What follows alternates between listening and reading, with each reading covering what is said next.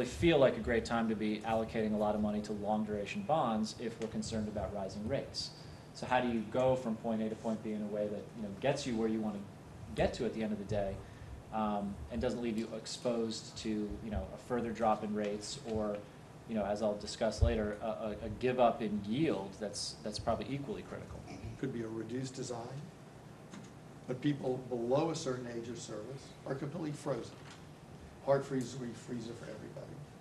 Again, in 9 and 10, hard freezing was the mode. Probably 2/3 of our clients who do plan design study the hard freeze, 1/3 is soft freeze. Today it's much more soft freeze, or let's reduce the benefit and shift from DB to DC. Let's talk about how to do that. That CapEx depreciation ratio is important for the CapEx, which is the orange line. That as long as that CapEx is growing, as long as that CapEx to depreciation is growing, that can sustain growth in the CapEx line.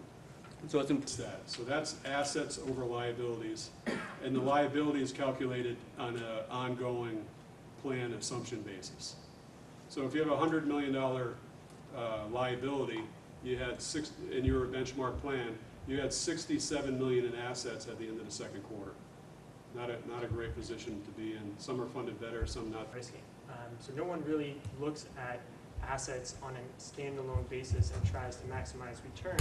Everyone is in some way nodding or taking a look at their liabilities and understanding how does it impact funded status, how does it impact cash flow, how does it impact the income statement. And broadly speaking, I put 4 different types of de-risking strategies on here.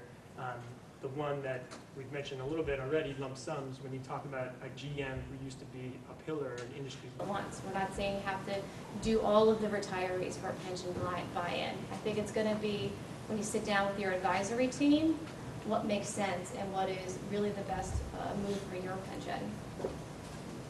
Well, as an example, that Lynn's talking about, we have that not-for-profit hospital in Atlantic that's looking at doing probably over the next 5 years about a $20 to $25 million tranche of buy-in each year over the next 5 years.